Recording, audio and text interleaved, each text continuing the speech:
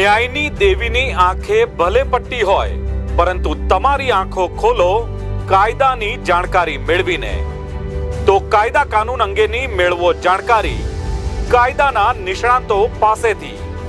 જુઓ કાર્યક્રમ કાયદાના ફાયદા બપોરે 4 કલાકે માત્ર VR લાઈવ પર.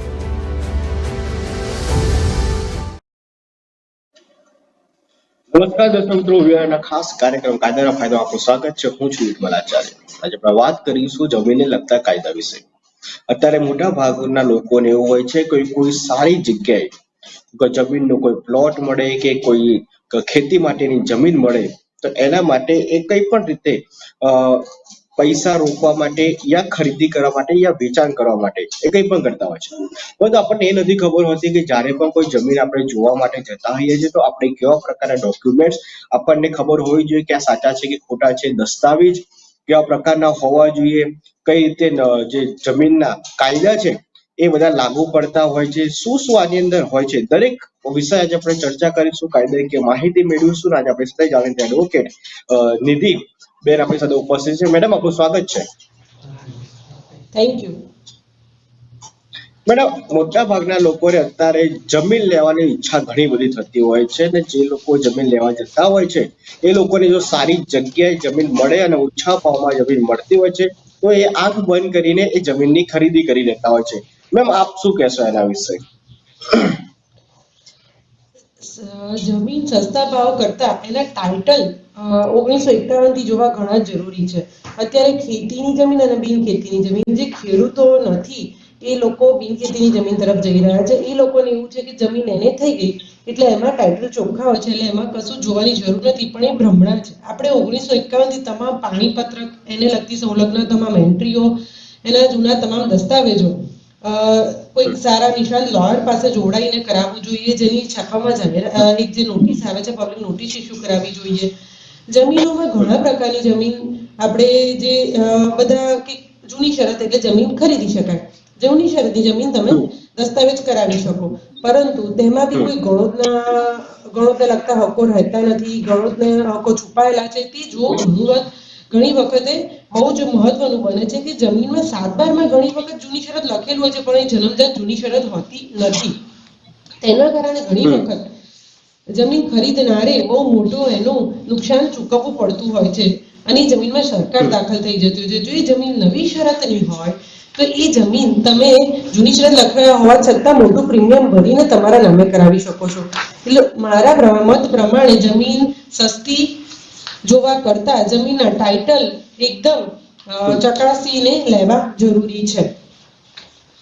બિલકુલ, આપણે સારી વાત કરી છે. પણ મેડમ, આપણે પેપરની વાત કરીએ તો ન્યૂઝપેપરની અંદર તો ઘણી બધી એડવર્ટાઇઝમેન્ટ આવતી હોય છે અને અત્યારે સોશિયલ મીડિયામાં બી જમીનના અને પ્લોટોના ઘરના આ બધા જાહેરાતો માટેના એ ફરતા હોય છે પેમ્પલેટો.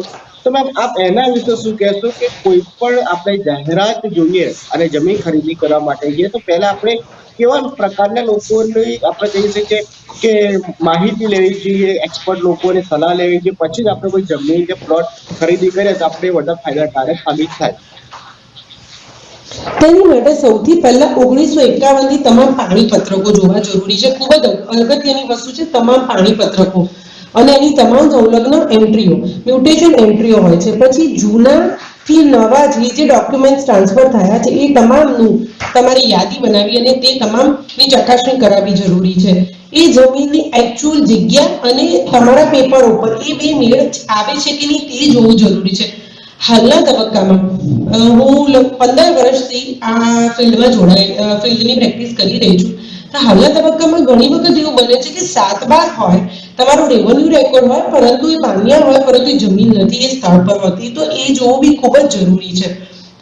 બીજી વસ્તુ, જાહેરાત જે આપણે આપવાની હોય છે કે કોઈનામાં વાંધા જણાય તો એને 7 to 10 ડેઝમાં એને તમને જાણ કરવી. તો એ બોનાફાઇડ પરચેઝરની એક ડેફિનેશનમાં આવે છે કે બોનાફાઇડ પરચેઝર કોને ગણવા.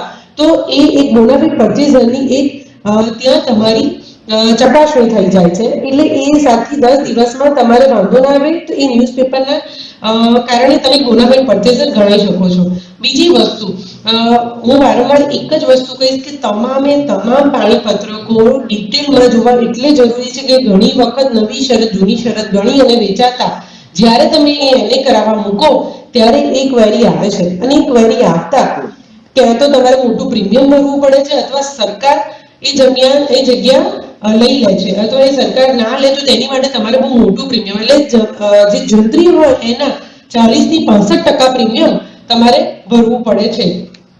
એ ચકાસણી કરવી ખૂબ જ જરૂરી છે. બીજું એક વચ્ચે સબ રજિસ્ટ્રાર સર્ચ, અગાઉ કેટલા ડોક્યુમેન્ટ થયેલા છે, બનાખત થયેલા છે, કોઈકના હકો છે, કોઈકના હકો ડૂબી ગયા છે, એ બધું તમે સર્ચ કરાવતા બી ઘણું તમને ડિટેલમાં ખ્યાલ આવે છે. એટલે એ બી જોવું ઊંડાણમાં ખૂબ જ જરૂરી છે.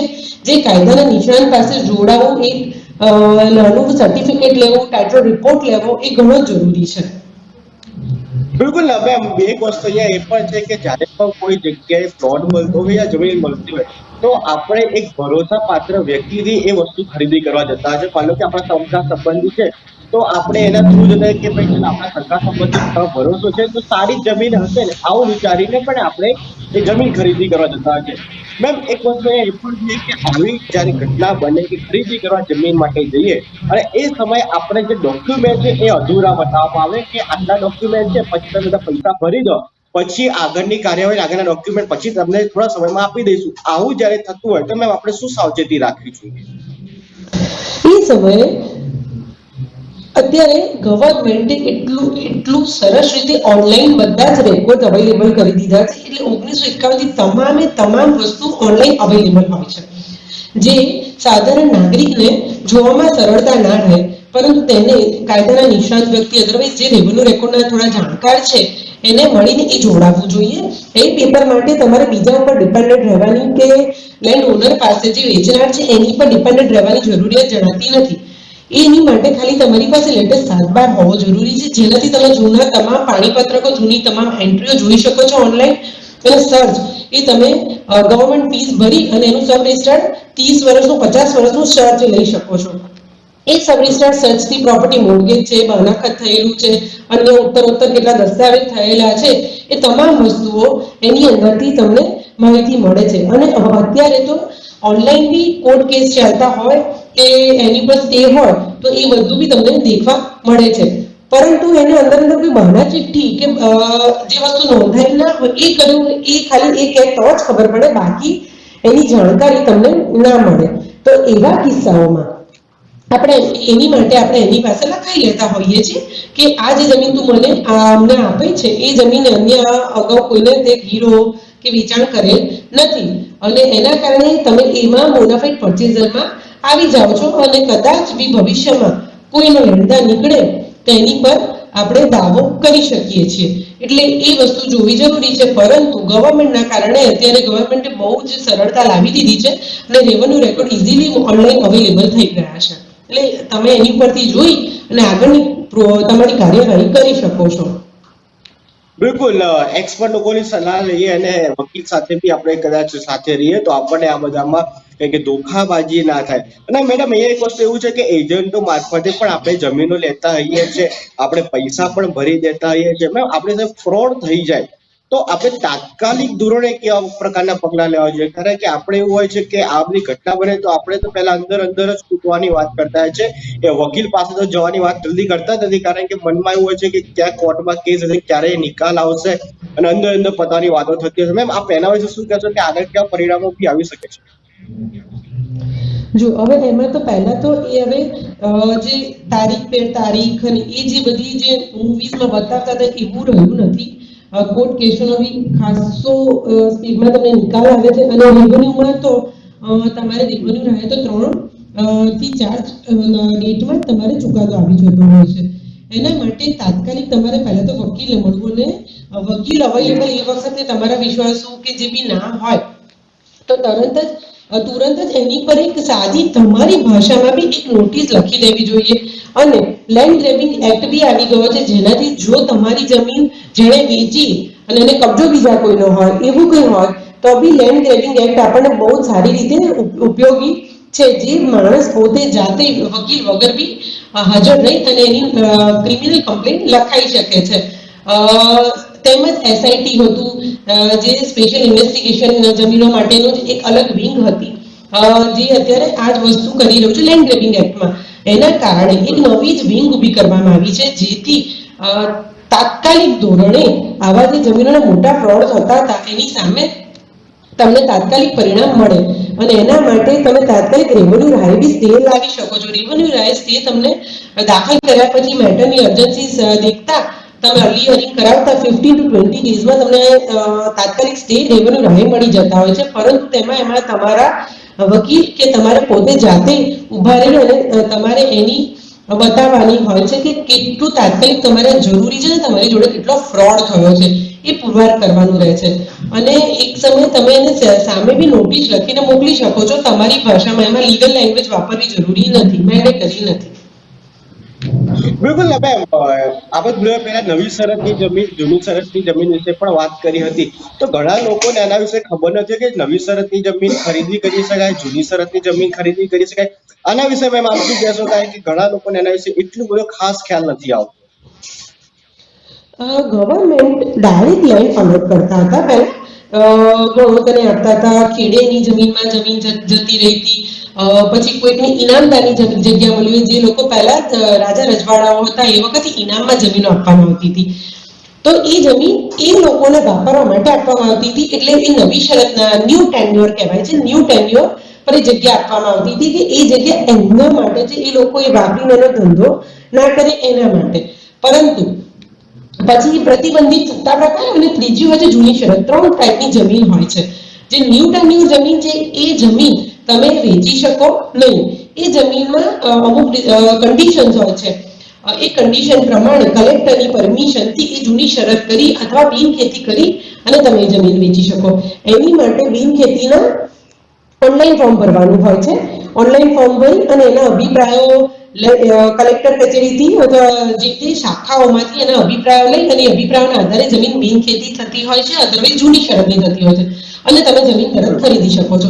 એનો ટાઈમિંગ જો બીજા કોઈ જ ક્વેરી લાંબી ના અને તો 3 થી 4 મહિનામાં, અને એક્સપીડાઇટ કરવા માટે બી અત્યારે ઘણા બધા અમેન્ડ કરવામાં આવ્યા છે, નોટિફિકેશન આવેલા છે, તો તમે એક્સપીડાઇટ બી કરી શકો છો તમારે એ જમીનમાં જૂની શરત કરવા માટે.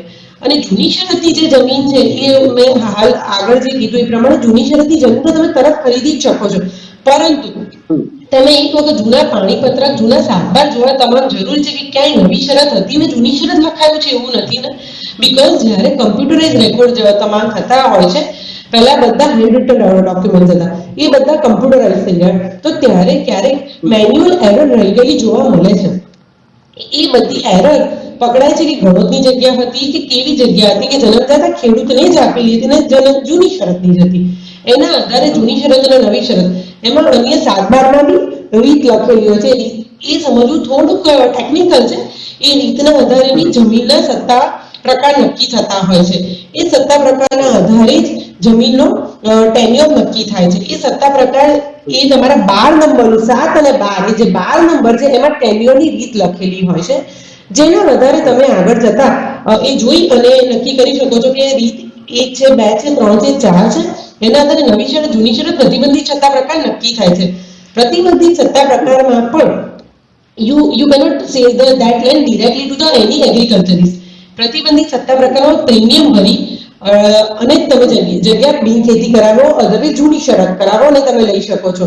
પ્રતિબંધિત સત્તા પ્રકારની જમીન વેચવા માટે તમારે પ્રાંત સાહેબની પરમિશન લેવી પડે છે, અને એ પરમિશનમાં જે ટર્મ્સ એન્ડ કન્ડિશન લખ્યું છે એના આધારે જમીન તમે લઈ શકો. અધરવાઇઝ તમારે એ જમીન માટે જૂની શરતની ફાઇલ ચલાવવી પડે છે. એ જૂની શરતની ફાઇલ કલેક્ટર કચેરીથી ચાલતી હોય છે અને ઓનલાઈન ફોર્મ જનરેટ કરવાનું હોય છે. એ ખેડૂતો ફોર્મ જનરેટ કરી અને એ જમીન વેચી શકે છે. આ બધી ખેતી, બિનખેતી એ બધી જગ્યાઓ. બાકી અત્યારે ઇન્ડસ્ટ્રીયલિસ્ટ છે, સોલાર માટે છે, એ જે બિનખેડૂત છે એ લોકો કેવી રીતે લે, તો એની માટે બી 363 ના કાયદા હેઠળ ગણોત ધારાનો જે કાયદો છે અને એની અંદર 63 માં એ લોકો ડાયરેક્ટ જમીન લઈ શકે છે, જેમાં એ લોકો નવી શરતની કે રિસ્ટ્રિક્ટેડ ટેન્યુઅરની જગ્યા લઈ શકે, પરંતુ એમને એ જગ્યાનું પછી પ્રીમિયમ ભરવાનું રહે છે. 63 માં બિનખેડૂત જે કંપની જે છે, પણ that is only for industrial purpose only. એની પર પછી તમે રેસિડેન્શિયલ કે તમે એની પર બીજું કંઈ કરી ના શકો. ટેક્સ ડબલ ખાલી ઇન્ડસ્ટ્રીયલ યુઝ માટે હોય છે. બિલકુલ મેડમ, આપણે આ જે ખરાબાની જમીન કહીએ છીએ, ગોચરની જમીન કહીએ છીએ, આ બધી જે જમીન હોય છે એ પડતર બધી જમીનો હોય છે. તો આની અંદર બી ઘણી વખત એવું બનતું હોય છે, લોકો એના પ્લોટ પાડીને એને વેચી દેતા હોય છે, યા ત્યાં કંઈ પણ વસ્તુ ઊભી કરી દેવામાં આવતી હોય છે. તો મેમ આવું કઈ રીતે કરી શકાય? અને માની લો કે કોઈ વેચી દે તો કઈ રીતે કાર્યવાહી બધી થતી હોય છે કે આ દંડ થતા સજા શું થતી હોય છે? એમાં એ તો ટોટલી ઇલીગલ છે, દેટ ઇઝ ક્રિમિનલ ઓફેન્સ. ગૌચરની જગ્યા છે એ તમારે પરચેસરે તમે બોનાફિડ પરચેસરની ડેફિનેશન માટે આપવું બહુ જરૂરી છે. એની માટે તમારે જોવું જરૂરી છે. ખોટું કરનારા ખોટું કરે ને જે અપનાવે છે એ બી ખોટું જ છે. એટલે ગૌચરની જગ્યા હોય કે પોત ખરાબાની જગ્યા હોય કે પડતર જગ્યા હોય, જેમાં જે 7(12) માં લખેલું હોય એ જગ્યા એ લોકો હાલની તારીખમાં તો બહુ જ કેસીસ એવા ઓછા થઈ ગયા છે કે ગૌચરની જગ્યાના વેચાણ થતા, કારણ કે સબ રજિસ્ટ્રાર બી 7(12) જોતા હોય છે, ખેડૂત ખરીદ સર્ટિફિકેટ જનરેટ થતું હોય છે, વેચનારનું ખરીદનારનું એલઆરસી થતી હોય છે. એટલે એના કારણે સાવ બંધ નથી થઈ ગયા, પરંતુ ઘણા ઓછા થઈ ગયા છે. અને એ જગ્યા જો વેચે છે તો એની સામે તરત હવે ક્રિમિનલ ઓફેન્સ છે અને મેજિસ્ટ્રેટ ના પાવર કલેક્ટર પાસે આવી ગયા છે અને કલેક્ટર એને એ ઓફેન્સમાં સજા કરી શકે છે. જે લેન્ડ ગ્રેબિંગ એક્ટ નીચે જે ગવર્મેન્ટની જગ્યા છે ને બીજા લોકો એની ઉપર પોતાની સમજીને એને દસ્તાવેજ કરાવે કે પ્લોટિંગ કરે છે, તેની ઉપર તરત જ કાર્યવાહી કલેક્ટર કરી શકે છે. કલેક્ટરની નીચે 5 જણની ટીમ હોય છે અને એ લોકો પ્રોસિડિંગ કરતા હોય છે અને કલેક્ટર પાસે એની સજા કરવાના, દંડ કરવાના તમામ પાવરો છે. બિલકુલ ના મેમ, આપણે અહીંયા એમ પણ જોઈએ કે જમીન ખરીદવાની જ્યારે વાત આવતી હોય તો સૌથી પહેલા દિમાગમાં આવે કે ખેતી લાયક જમીનની ખરીદી કરીએ. તો મેમ ખેતી લાયક જમીન ખરીદી હોય તો આપણે ખેડૂત હોવું તો જરૂરી હોય છે. મેમ આપ શું કહેશો એના વિશે? મેન્ડેટરી ફર્સ્ટ મેન્ડેટ તમે if you are agriculturist then you can have a agriculture land. હવે અત્યારે એગ્રીકલ્ચરિસ્ટ માટે બી બહુ જ લોકો ખોટું કરતા હતા, એટલે બહુ જ સ્ટ્રિક્ટ લો કરી દીધો છે. પ્રાંત સાહેબ પાસે, ડેપ્યુટી કલેક્ટર પ્રાંત સાહેબ પાસે એની સત્તા છે ખેડૂત ખરાઈનું સર્ટિફિકેટ ઇસ્યુ કરવાની. તમારે 1951 થી તમે કેવી રીતે ખેડૂત થયા, હું પોતે ખેડૂત કેવી રીતે થઈ, એની મારે ઓનલાઈન ફોર્મ જનરેટ કરવાનું હોય છે. એ ઓનલાઈન ફોર્મમાં મારે તમામ માહિતી આપવાની હોય છે. વારસાઈ સિવાય અત્યારે કોઈ બી ખેડૂત ગણાતા નથી. વારસાઈ એટલે મારા અથવા હયાતીમાં દાખલ. હવે મારા ડેડી છે કે મારા મમ્મી ખેડૂત છે તો એના આધારે હું થઈ, પણ મારી મમ્મી કેવી રીતે થઈ? તો કે મમ્મીના પપ્પા ખેડૂત હતા. પપ્પા કેવી રીતે હતા? તો પપ્પાએ 1951 થી આપણે તમામ જોવાનું છે. એકન પપ્પાએ જમીન, દાદાએ જગ્યા ખરીદેલી હોય તે ખેડૂત ના ગણાય. એમને બી વારસાઈ હક્કે જ મળેલી જગ્યા હોવી જોઈએ. અથવા 51 થી દાદાનું નામ ચાલે છે ને એન્ટ્રી નથી મળતી, તો પછી મમ્મીનું નામ દાખલ તો વારસાઈ મને મમ્મીના આધારે આપણું નામ દાખલ થાય કે પપ્પાના આધારે મારું નામ દાખલ થયું. એટલે એ વારસાઈના આધારે 3 એન્ટ્રીઓના આધારે પ્રાંત સાહેબ ખેડૂત ખરાઈનું સર્ટિફિકેટ ઇસ્યુ કરતા હોય છે. જેના કારણે લો અત્યારે એટલા સ્ટ્રિક્ટ થઈ ગયા છે, એટલે ઘણી જગ્યાઓમાં એમાં સરકાર દાખલ થઈ ગઈ છે કે જેણે જગ્યા ખરીદેલી છે અને ખેડૂત બન્યા છે અને એના આધારે પછી વારસાઈ થઈ, પણ એના પપ્પા ક્યાં ખેડૂત હતા, એટલે એ વસ્તુ બી હવે જોવામાં આવે છે. 3 એન્ટ્રીઓ એ ક્લિયર તમારે મેન્શન કરવાની હોય છે અને ત્યારબાદ જ એ ખેડૂત ખરાઈનું સર્ટિફિકેટ સાહેબને મળ્યા પછી 7 to 10 ડેઝમાં તમને સર્ટિફિકેટ મળતું હતું. 3 to 4 વર્કિંગ ડેઝથી લઈને 7 to 10 વર્કિંગ ડેઝમાં તમારે ખેડૂત ખરાઈનું સર્ટિફિકેટ ઇસ્યુ થતું હોય છે અને then you are eligible to get a revenue entry. તમે સાતબારના આધારે દસ્તાવેજ કરાવી શકશો, પણ એન્ટ્રી તમારી મંજૂર નહીં થાય. એન્ટ્રી મંજૂર તમારી ખેડૂત ખરાઈના સર્ટિફિકેટ રજૂ કરવા બાદ જ થશે. એ જાણવું બહુ જરૂરી છે. વિલના આધારે તમે ખેડૂત નથી થઈ જતા. હું કોઈ થર્ડ પાર્ટીને વીલ કરું, હું ખેડૂત છું અને હું કોઈ થર્ડ પાર્ટીને વીલ કરી છે, ખેતીની જગ્યાએ મેં વીલ કરી તો એ ખેડૂત નથી બનતો. એ જગ્યાએ ધરાવી શકે ખરા, પરંતુ એનાથી એ ખેડૂત બનતો નથી. જૂના વખતમાં એ બધું બહુ જ થયું કે વીલથી લોકો ખેડૂત થઈ ગયા અને ઘણી જગ્યાએ એ લોકોને નામ એન્ટર કરાવી દેવડાયા અને એ લોકો ખેડૂત થઈ ગયા. પરંતુ અત્યારની તારીખમાં એ ક્યાંય મંજૂર થવા પાત્ર છે નહીં અને અત્યારે એની માટે સરકારે બહુ જ સ્ટ્રિક્ટ થઈ ગઈ છે અને સરકાર એની માટે સ્ટ્રિક્ટ પગલાં બી ભરી રહી છે. એટલે 51 થી તમામ લોકો આધાર પુરાવા માંગે છે. બિલકુલ મેમ, આપણે ખેતી લાયક જમીન જો ભાડે લેવી હોય, ભાડા પટ્ટા ઉપર, તો આપણને મળી શકે ખરી કે એના માટે બી ખેડૂત હોવું જરૂરી? ખેડૂત હોવું જરૂરી છે. બીકોઝ ખેતીની જગ્યામાં ઉપયોગ તમે ખાલી ખેતીનો જ કરી શકો છો. બરાબર. એટલે ખેતી માટે બી તમે એગ્રીકલ્ચરિસ્ટ હોવા જરૂરી છે. ખેતીની જગ્યા બિન ખેડૂત જે છે એ ભાડે બી રાખી શકે ને એની માટે એને પરમિશન લઈ અને ભાડાપટ્ટો ખેતીની જગ્યાનો ત્યાં જોવું જોઈએ એ નક્કી કરવામાં આવે છે. બાકી એ ખેતીની જગ્યા તમે ભાડાપટ્ટે કે કોઈને ભાડાપટ્ટો આપી અને તમે છૂટી શકતા નથી. અને એની માટે બી અમુક ટર્મ્સ એન્ડ કન્ડિશન હોય છે કે કોણ લોકો ભાડે લઈ શકે ને કેવો ઉપયોગ કરી શકે. ખેતીની જગ્યામાં ધંધો કરી શકાતો એટલે ખેતી સિવાયની પ્રોડક્ટનો ધંધો કરી શકાતો નથી. હવે સોલારની જગ્યા છે કે જે જગ્યા છે કે જે મારે ભાડે આપવી છે, સોલારનો ઉપયોગ કરવો છે કે પાવર જનરેશન કરવું છે, તો હું ખેતીની જગ્યાએ ભાડે આપી દઉં. પરંતુ એ તો ઉપયોગ તો બિન ખેતીનો થયો, એટલે એ ખેતીનો ઉપયોગ નથી. એટલે ઉપયોગ કયો છે એના આધારે નક્કી થાય છે. બિલકુલ. હવે અહીંયા ત્યારે ખેતીની વાત ચાલી રહી છે તો ઘણા કિસ્સા એવા પણ બનતા હોય છે કે કોઈને આપણે ભાડે પટ્ટા પર મકાન જમીન આપી હોય ખેતી કરવા માટે, તો એ લોકો એવું કરે કે જેટલા સમયની મુદત હોય છે એ લોકોને કે આટલા સમયની અંદર ખેતીની જે જમીન છે તમારે ખાલી કરી દેવાની, પણ એ લોકો વર્ષોના વર્ષ ત્યાં જમીન ખાલી કરતા નથી, ત્યાં ખેતી કર્યા જાય છે અને કમાણી ઊભી કરતા જાય છે. એટલે આવા સમયે ઝઘડા ઉભા થતા હોય છે. મેં શું કહેશો આપેલા? એના માટે જ નવો લેન્ડ 2020 લેન્ડ ગ્રેબિંગ એક્ટ જે આવ્યો છે એના માટે જ એ એક્ટ આવેલો છે કે બહુ જ વખતથી સરકારના ધ્યાનમાં બી આ વસ્તુ આવેલી છે કે જગ્યા જેની હોય અને એ જગ્યામાં કબજો બીજાએ લઈ લીધો હોય કે એ લોકો ગેરકાયદેસર હોય, વારંવાર નોટિસો આપવા છતાં બી લોકો જમીન ખાલી ના કરતા હોય અને જેને ઉપયોગ કરવા માટે આપ્યો, અધરવાઇઝ કોઈ અનઓથોરાઇઝ પર્સન બી એની અંદર ઘૂસી ગયેલા હોય છે, તે તમામ માટે આ લેન્ડ ગ્રેબિંગ એક્ટ લાવવામાં આવ્યો છે. અને એ એક્ટ ઘણો જ અસરકારક અને બહુ જ ક્વિક છે. એનું રિઝલ્ટ બી ક્વિક મળે છે તમને, અને એમાં સીધું ક્રિમિનલ લાગે છે. અધરવાઇઝ લેન્ડમાં સિવિલ લોઝ લાગતા હોય છે અને રેવન્યુ લોઝ લાગતા હોય છે. પરંતુ લેન્ડ ગ્રેબિંગના એક્ટના કારણે એ લોકોને ક્રિમિનલ ઓફેન્સ ડિક્લેર કરીને ક્રિમિનલ લોની અંદર એ લોકોને જે બી સજા થતી હોય એ થતી હોય છે અને પોલીસ પ્રોટેક્શન સાથે જગ્યા ખાલી કરાવવામાં આવે છે. એટલે તમારી જગ્યા હવે સેફ છે.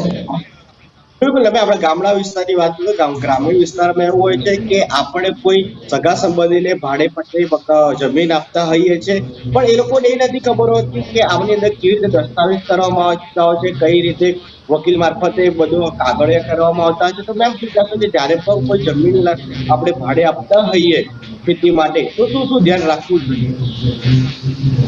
એ ભાડે આપતા વખતે એક તો ટેન્યોર ખાસ, મ્યુચ્યુઅલ કન્સેન્ટ વગેરે ટેન્યોર એક્સટેન્ડ ના થવો જોઈએ first of all. Second thing, આ ઓનલી એન્ડ ઓનલી ભાડા પટ્ટે જ, આ ભાડા માટે જ આપવામાં આવેલી છે.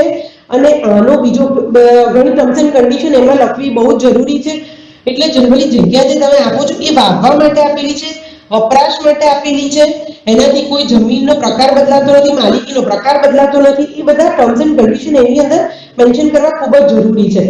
અને 2 વર્ષ કે 3 વર્ષ માટે તમે આપી છે તો એનું રજીસ્ટ્રેશન કરાવવું બી ઘણું જરૂરી છે. નજીકના પોલીસ સ્ટેશનમાં જાણ કરવી જરૂરી છે કે આ જમીન અમે ભાડે આપેલી છે. આવી રીતે જ્યારે આપણે પ્રોપર્ટી ફ્લેટ છે, બંગલો છે, એ બધું આપીએ ત્યારે નજીકના પોલીસ સ્ટેશનમાં આપણે લખાવવું મેન્ડેટરી છે લેસીએ. એવી રીતે આમાં બી લેસીએ લખાવવું જરૂરી છે. અને બીજી વસ્તુ કે આ ટર્મ્સ એન્ડ કન્ડિશન સાથે તમે જગ્યાઓ ભાડે આપી શકો છો. એ ટર્મ્સ એન્ડ કન્ડિશન તમે સર્વાઈવ થઈ શકે, બીકોઝ એ ટર્મ્સ એન્ડ કન્ડિશનમાં ક્લિયર લખેલું છે કે court will give you shelter if any case you have to take a shelter of a court. Otherwise ત્યાં પોલીસ પ્રોટેક્શન માટે બી આવતી હોય છે, because you have given an application before the police station. As a lassi તમે તમારા laser અને લેસી તેના interest secure કરવા માટે એ પોલીસ પ્રોટેક્શન માટે બી અને પોલીસ સ્ટેશનમાં રજૂ કરવું ઘણું જરૂરી છે. અને બીજું ડોક્યુમેન્ટ રજીસ્ટર્ડ હોવું જરૂરી છે. રજીસ્ટર્ડ ડોક્યુમેન્ટ હોવાથી પબ્લિક ડોક્યુમેન્ટ હોય છે, એટલે એ બધા જોઈ શકે છે ને એની ટર્મ્સ એન્ડ કન્ડિશન વાંચતા દરેકને એ લો ક્લિયર થાય છે. અને એની માટે બસ આ જાણકાર તમે લોયર પાસે કે જાણકાર વ્યક્તિ પાસે જશો તો એમાં શું ટર્મ્સ એન્ડ કન્ડિશન લખવી જેનાથી તમે બી સેફ રહો. અને એવરી 11th મંથે you have to get it renewed. એવું અમે લોકો જનરલી લોકોને સલાહ આપતા હોય છે. અદરવાઇઝ તમે 9 વર્ષનો ભાડાપટ્ટા રાખો, તે રજીસ્ટર્ડ કરાવો અને વર્ષે વર્ષે એની કન્સેન્ટ લઈને રિન્યુ કરાવતા જાઓ. બિલકુલ. હવે ઘણા બધા એવા કિસ્સા બી સામે આવે છે, ખોટી રીતે જમીનો હોય છે એ પચાવી પાડતા હોય છે. આવા ઘણા કિસ્સા આપણે જોતા હોઈએ છીએ. મેમ જ્યારે પણ આવું કંઈક બનતું હોય છે તો આપણે શું કરી શકીએ આની અંદર જ્યારે આવી રીતે ખોટી રીતે જમીન પચાવી પાડવામાં આવતી હોય? જમીન પચાઈ જ્યારે પાડવામાં આવતી હોય છે એ આપણું રેવન્યુ રેકોર્ડ આપણું નામ ચાલે છે અને જમીન કોઈ બીજાએ લઈ લીધેલી છે, કોઈકનો કબજો બીજાનો છે, કોઈ થર્ડ પાર્ટીને વેચી દીધી છે, તે તમામ સામે જે અગાઉ મેં રજૂઆત કરી એવી રીતે લેન્ડ ગ્રેબિંગ હેઠળ બી કમ્પ્લેન થઈ શકે છે, સિવિલ એક્ટ નીચે બી કમ્પ્લેન થઈ શકે છે અને તમે પોલીસ સ્ટેશનમાં બી એની સામે એફઆઈઆર કરાવી શકો છો. પરંતુ અત્યારે પોલીસ સ્ટેશન એફઆઈઆર કરવા માટે લેન્ડ ગ્રેબિંગમાંથી કલેક્ટર થઈ અને કલેક્ટર એને ઓર્ડર કરી દે છે કે એફઆઈઆર થતી હોય છે એમને. અને એવા ઘણા હમણાં તમે વાંચતા બી હશો ન્યૂઝપેપરમાં બી એ ઘણા સામે આવી રીતે લેન્ડ ગ્રેબિંગની ફરિયાદ થતા એ લોકોને પોલીસે એફઆઈઆર પાડેલી છે અને એફઆઈઆર થતા એ લોકોને ત્યાં પોલીસની પ્રોટેક્શનની જગ્યા બી ખાલી થઈ જાય છે અને એ લોકોને 6 માસથી લઈને 3 વર્ષ 5 વર્ષ સુધીની જેલ બી થતી હોય છે. જેવા એ લોકોની ઉપર સેક્શન્સ લગાવી હોય છે એ સેક્શન્સના હેઠળ એમની ઉપર પોલીસ કાર્યવાહી થતી હોય છે. એટલે એ એક્ટના કારણે લોકોમાં અત્યારે ઘણી જ સજાગતા આવી ગઈ છે અને લોકો એ કાયદાનો બી સારી રીતે ઉપયોગ કરી રહી છે અને જમીન પચાવવાના કિસ્સા બંધ તો નથી થયા પરંતુ ઓછા થઈ રહ્યા છે. બિલકુલ. હવે આ જે જમીન વારસામાં મળતી હોય છે એ કઈ રીતે મળતી હોય છે કે ઘણા આપણે વારસદારો વાત કરે કે અમારી આ જે જમીન છે મને વારસામાં મળી છે, મેમ આપ એના વિશે શું કહેશો? જમીન વારસામાં મળે એટલે એન્સેસ્ટ્રલ પ્રોપર્ટી હોય અને એક હોય સેલ્ફ એક્વાયર્ડ પ્રોપર્ટી. મેં મારા પોતાના ભંડોળમાંથી ખરીદી હોય સેલ્ફ એક્વાયર્ડ ગણતરી હોય છે, એમાં મારો ને મારો માત્ર અધિકાર હોય છે અને પછી ના હોય તો મારા વારસોનો. પણ હવે જ્યારે એન્સેસ્ટ્રલ પ્રોપર્ટી કોને કહેવાય? વારસવાનો વારસાઈ. એટલે વારસાઈ એટલે આપણા બાપ દાદાઓ તરફથી મળેલી હોય એટલે 3 પેઢી સુધી મારા દાદામાં મારી મમ્મીનો મારા પપ્પાનો હક અને પછી મારો હક લાગતો હોય છે. એટલે 3 પેઢી સુધી 3 જનરેશન સુધીનો વારસાઈનો હક લાગતો હોય છે અને એની સામે એન્સેસ્ટ્રલ પ્રોપર્ટીમાં તમને ઘણા ફાયદા એવી રીતના હોય છે કે એન્સેસ્ટ્રલ પ્રોપર્ટી નું વીલ જે હોય એ પોતાના ભાગનું જ તમે કરી શકો, આખા ભાગનું વીલ કરી શકીએ નહીં. એમાં તમારો ભાગ જે છે એ ભાગ કોઈ ગમે ત્યારે બી લઈ જઈ શકે નહીં. એમાં લિમિટેશન એક્ટ બી અમુક હદે કામ કરે નહીં, કારણ કે એ હક તમને જન્મજાત મળેલો છે. તમે કુકમાં હો ત્યારથી જે હક તમને મળેલો હોય છે કે ભાઈ વારસાની જગ્યા છે તો દાદાની હોય તો મારો હક લાગે, મમ્મીનો લાગે, એ હક મળે છે. એ હક કોઈ છીનવી શકતું નથી સિવાય કે હું એ હક સ્ટેમ્પ પેપર પર રજિસ્ટર્ડ ડોક્યુમેન્ટથી રિલીઝ કરી દો તો એ હક જતો રહેશે. પછી એ હક હું ક્લેમ ના કરી શકું એ અનલેસ અનટિલ કે ઇટ ઇઝ પ્રૂવન કે મને બાય ફોર્સથી કરાવવામાં આવ્યો છે. એ અલગ વસ્તુ છે. પરંતુ હું જો રાજી ખુશીથી કરી દઉં તોય મારો હક રહેતો નથી. અને એ વારસાઈની જગ્યાઓમાં તમે એ સરળતાથી બિલના આધારે એન્ટ્રી પડતી હોય છે કે પછી અમુક પ્રોબેટ લેવી પડતી હોય છે. જેવા જે વખતે જેની જરૂરિયાત હોય એ પ્રમાણે કરવું પડતું હોય છે. રજિસ્ટર્ડ બિલ હોય છે, નોટરી બિલ હોય છે, એના આધારે તમારા વારસાઈમાં તમારા નામ ચડતા હોય છે. એ ખેતીની જગ્યામાં બી એવી રીતે વારસાઈથી જ આપણે જે અગાઉ રજૂઆત કરી એ પ્રમાણે વારસાઈથી જે નામ ચડતા હોય છે તમારા. અને સેલ્ફ એક્વાયર્ડ લેન્ડ જે હું પરચેઝ કરું છું જેમાં મારા સિવાય અત્યારે કોઈનો હક છે નહીં અને એની હું ડીલ કરી શકું છું, એ વેચી શકું છું કે એવું ગિફ્ટ કરી શકું છું, કશું બી કરી શકું છું. જ્યારે વારસાઈ પ્રોપર્ટીમાં મારું 2/3 1/3 whatever the share I am having એટલા જ શેરનું અનડિવાઇડેડ શેર હું કરી શકું છું. અને અનડિવાઇડેડ શેર જે છે એમાં મારે બાકીના અન્ય સભ્યોની કન્સેન્ટ લેવી અથવા કન્સેન્ટ પર સહી લેવી બહુ જરૂરી છે. કન્સેન્ટ પેપર પર. જી બિલકુલ મેમ, સમય થઈ ગયો છે કાર્યક્રમ વિરામ આપવાનો, પણ ખૂબ સરસ આપ માહિતી આપી રહ્યા છો, જાણકારી આપી રહ્યા છો. હવે સમય ઓછો છે એટલે વિરામ તો અહીં આપવો પડશે આપણે, પણ ખૂબ ખૂબ આભાર મેમ આપનો. Thank you so much having me as a thank you. દોસ્તો કાયદાના ફરીથી મળીશું એક નવા વિષય સાથે. થેન્ક કરો. નમસ્કાર. ન્યાયની દેવીની આંખે ભલે પટ્ટી હોય પરંતુ તમારી આંખો ખોલો કાયદાની જાણકારી મેળવીને. તો કાયદા કાનૂન અંગેની મેળવો જાણકારી કાયદાના નિષ્ણાતો પાસેથી.